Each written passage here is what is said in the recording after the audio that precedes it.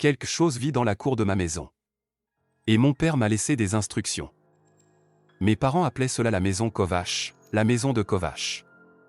Ils en parlaient comme si c'était un être vivant, doté d'un nom et d'une dignité, quelque chose qui existait indépendamment de ceux qui y entraient à un moment donné. Mes grands-parents l'avaient acheté en 1991, 3 ans après avoir quitté leur petit village près de Bratislava, avec seulement 2 valises et tout ce qu'ils pouvaient porter dans leur tête, la langue, les recettes, un ensemble de représentations du monde qui n'avait pas tenu longtemps face à Pittsburgh, au moment où mes parents en ont hérité, les anciennes habitudes avaient déjà commencé à disparaître. Les mots que ma grand-mère prononçait près de la porte. Les petits rituels hebdomadaires au portail. Les objets enterrés dans les coins de la cour, dont personne ne parlait directement, mais que tous comprenaient comme ayant un sens particulier. Ma mère en conservait encore quelques-uns sans doute par habitude plus que parfois, puis elle a peu à peu cessé. Comme on cesse de faire quelque chose lorsque la personne qui nous l'a enseigné est partie et que l'on ne peut plus se rappeler exactement pourquoi c'était important. À ma naissance, la maison n'était qu'une maison, j'y ai grandi jusqu'à mes 12 ans, lorsque mes parents ont acheté quelque chose de plus moderne dans un quartier plus calme, et la maison Kovač est passée au second plan dans ma vie. Nous l'avons laissée. Parfois louée, parfois vide. Mon père évoquait parfois la vente, et ma mère se taisait, un silence qui signifiait la fin de la discussion. Elle n'expliquait jamais pourquoi, ils sont morts à 8 mois d'intervalle. D'abord mon père en février, d'un arrêt cardiaque à 61 ans. Puis ma mère en octobre, de ce que les médecins ont appelé une insuffisance cardiaque, et que j'ai appelé le chagrin, parce que je savais ce que je voyais. J'avais 28 ans. J'étais enfant unique, et tout à coup je suis devenu le seul propriétaire d'une maison à laquelle je n'avais pas pensé sérieusement depuis des années. Mon bail d'appartement touchait à sa fin. Il semblait que le moment était venu, même si je ne pouvais pas dire pourquoi exactement. Un jeudi de mars, j'ai emménagé dans la maison Kovač, me convainquant que c'était une décision pratique. L'hypothèque était remboursée. L'alternative aurait été de continuer à payer un loyer ailleurs, tandis que la maison familiale restait vide. Cela avait un sens financier. Après tout, les décisions que nous avons déjà prises trouvent toujours une justification. Je ne me permettais pas de penser à d'autres raisons. La maison avait besoin de réparation, la fenêtre de la chambre à l'étage coinçait. Dans la cuisine, un morceau de plinthe s'était détaché du mur. La porte arrière nécessitait un mouvement particulier pour se fermer correctement, le même mouvement instinctif que mon père faisait toujours. Une trace de mémoire musculaire que j'ai dû réapprendre, des problèmes ordinaires d'une vieille maison. Des choses qui s'accumulent lorsqu'un bâtiment existe depuis avant la naissance de ceux qui y vivent encore. L'odeur était plus difficile à identifier. Ni moisissure, ni reste de nourriture du précédent occupant, rien à quoi je pourrais donner un nom précis. Une vieille odeur animale à peine perceptible, comme si quelque chose avait vécu dans les murs pendant des générations et avait laissé une présence derrière lui. J'ai ouvert les fenêtres, allumé des bougies et fini par cesser de la remarquer, ce qui n'était pas la même chose que sa disparition. La cour était petite, peut-être 6 mètres de profondeur, entourée d'une clôture en grillage que mon grand-père avait installée dans les années 70. Un pin dans un coin avait grandi trop pour cet espace au fil des décennies, ses racines soulevant lentement le béton. Sur l'une des branches basses, quelque chose pendait. Un bouquet d'herbes sèches, attaché avec un fil rouge. Presque entièrement desséché. Je l'ai retiré en nettoyant la cour et, sans réfléchir, je l'ai jeté à la poubelle. Cette nuit-là, j'ai mal dormi pour la première fois. Je me disais que c'était l'adaptation. Nouvel espace, vieux souvenirs, une année de deuil qui ne m'avait pas encore lâché. Le corps a besoin de temps pour s'habituer à un nouvel endroit, ou surtout à un endroit chargé d'histoire. Les sons ont commencé la 2e semaine, rien de dramatique. Rien qui aurait pu convaincre quelqu'un. Juste le silence de la maison qui changeait à la tombée de la nuit et donnant l'impression que l'espace se réorganisait peu à peu, sans que je fasse attention. Je me réveillais à 2 ou 3 heures du matin, certain d'avoir entendu quelque chose, et restais à écouter le vide.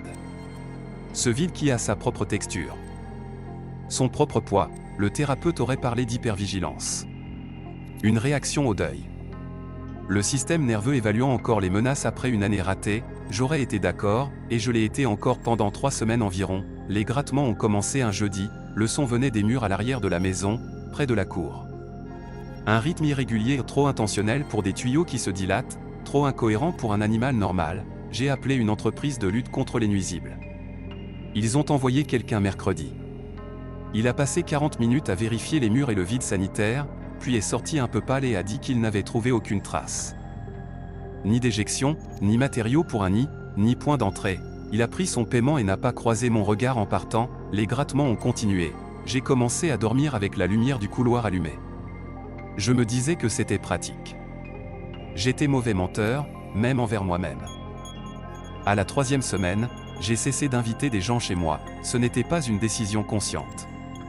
Mon ami Danny était venu 2 fois les premières semaines d'aider à déplacer des meubles, manger une pizza, et remplir la maison du bruit qui rend un lieu inconnu moins étranger, mais vers la 3e semaine, j'ai arrêté de proposer et j'ai commencé à laisser ces messages sans réponse plus longtemps qu'il ne le fallait.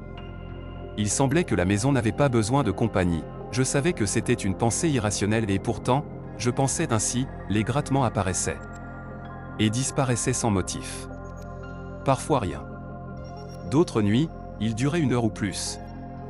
S'arrêtant seulement quand je me levais pour vérifier, puis recommençant quand je retournais au lit, j'ai acheté un générateur de bruit blanc et quelques nuits j'ai forcé mon sommeil avec lui.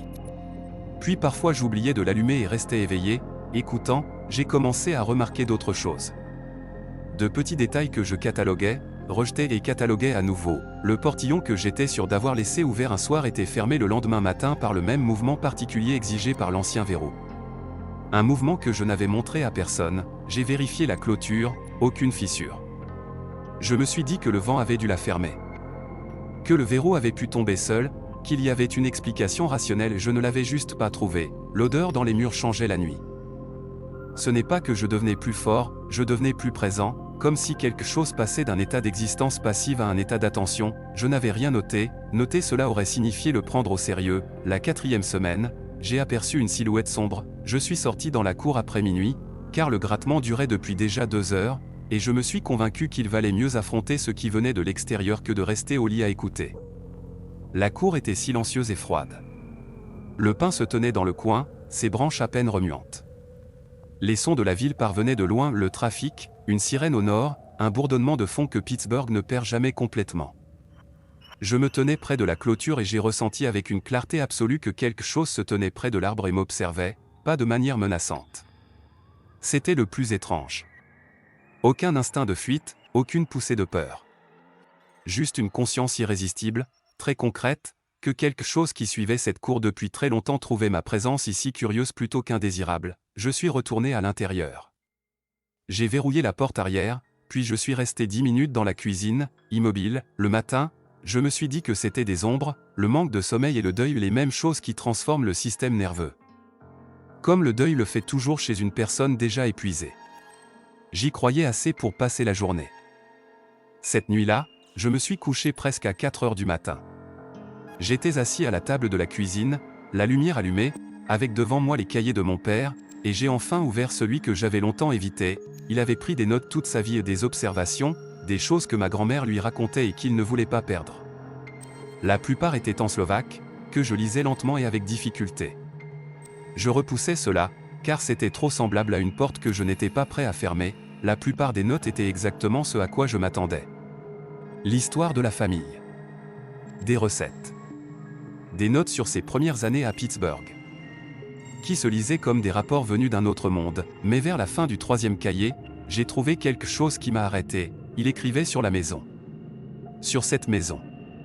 Sur ce que sa mère faisait ici et ce que sa mère elle avait fait avant elle et pourquoi cela avait de l'importance. À propos du courtyard spirit, un mot que j'avais entendu 1 ou 2 fois dans mon enfance, sans le comprendre, l'esprit de la cour et du domaine. Plus ancien que le bâtiment lui-même. Plus ancien que le temps que notre famille avait passé en Amérique, pas un fantôme, pas un démon, quelque chose de plus proche d'une présence qui existait ici bien avant que la construction ne commence. Et qui, avec le temps, avait appris à tolérer une famille qui reconnaissait correctement son existence. Il écrivait sur le fagot accroché au pain. Sur le pain et le sel laissés chaque semaine près du portail. Sur les mots prononcés au crépuscule avec une intention particulière non pas pour adorer, mais pour reconnaître. Reconnaître que la propriété était partagée. Que la famille le comprenait. Qu'ils étaient reconnaissants pour la tolérance, ils l'avaient consigné comme un document, comme s'ils pensaient que quelqu'un aurait un jour besoin de le savoir. En bas de la page, d'une écriture légèrement différente ajoutée plus tard, me semblait-il, il avait écrit une ligne en anglais, « La maison choisit elle-même qui elle retient ». Je suis resté longtemps avec cette phrase. Puis je suis allé récupérer le fagot d'herbe dans la poubelle. Il était trop effrité pour être accroché à nouveau. J'ai rassemblé ce que j'ai pu et posé les herbes sèches au pied du pain. Je me disais que je faisais cela pour la même raison que les gens frappent sur du bois. Un geste vide en faveur de quelque chose en quoi tu ne crois pas juste parce que le prix de ne pas le faire semble d'une certaine façon plus élevé que le prix de paraître ridicule. Je me suis souvent répété cela dans les jours suivants. Le mardi soir, j'ai acheté une miche de pain et une boîte de sel. J'ai trouvé ces mots dans le cahier de mon père et j'ai passé presque une heure à essayer de prononcer correctement le slovaque. Mon accent était maladroit et probablement faux au point que ma grand-mère aurait probablement sursauté. Je suis sorti dans la cour au crépuscule, le pain se tenait dans le coin. La branche où se trouvait le fagot était nue, j'ai déposé le pain et le sel près du portail. 2 fois, j'ai prononcé doucement les mots, ressentant l'embarras particulier de parler à une cour en plein XXIe siècle, puis je suis rentré à l'intérieur. Cette nuit-là, j'ai dormi sans me réveiller une seule fois, je me disais que ce n'était qu'une coïncidence. L'épuisement avait finalement gagné. Le grattement était probablement lié à la contraction thermique des vieux murs, et le temps venait de changer, je me le répétais sans cesse, mais en même temps, je continuais à laisser du pain et du sel. Chaque semaine, près du portail, avec les mots du cahier de mon père. Je coupais une branche fraîche de pain et la suspendais là où se trouvait l'ancien fagot, la remplaçant lorsqu'elle se desséchait, des détails. Des habitudes qui s'accumulaient peu à peu, même si je ne savais pas exactement quand j'avais commencé à les former, les grattements n'étaient jamais revenus, ce qui était apparu à la place était plus difficile à expliquer et en même temps plus facile à ignorer à la lumière du jour. La sensation de quelque chose de non hostile dans la cour la nuit. La façon dont l'air près de la porte arrière avait changé depuis que j'avais commencé les offrandes, pas plus chaud, mais moins indifférent. Parfois, le matin, je descendais et trouvais le portail fermé par le même mouvement de levage exigé par l'ancien verrou. Un mouvement que personne d'autre vivant ne connaissait. Je n'en ai parlé à personne, voilà 7 mois que je vis dans cette maison, je comprends pourquoi ma mère se taisait quand mon père parlait de la vente. Je comprends pourquoi elle continuait les rituels même après avoir cessé d'y croire, de la même manière qu'on conserve une habitude dont on a oublié l'origine, mais dont l'absence se fait sentir. Je comprends pourquoi mon père avait tout consigné. La nuit dernière, je me suis réveillé à 2 heures du matin à cause d'un silence qui n'était pas tout à fait silence. Je suis resté allongé dans l'obscurité, à écouter et à sentir la maison s'installer autour de moi comme lorsqu'une maison a déjà pris une décision à ton sujet. J'ai pensé à ma grand-mère, qui accrochait le fagot au pain. À ma mère, qui prononçait les mots près de la porte sans expliquer leur sens. À mon père, qui documentait soigneusement tout dans le cahier, laissé là où je devais le trouver, une famille qui avait préservé quelque chose pendant des générations, sans jamais s'entendre complètement sur ce que c'était exactement. Je ne sais pas ce qui observe la cour. Je ne sais pas ce qui arrivera si j'arrête les offrandes, retire la branche de pain ou oublie de remercier. J'ai décidé qu'il valait mieux ne pas le découvrir, la maison a décidé de me garder, j'essaie d'en être digne.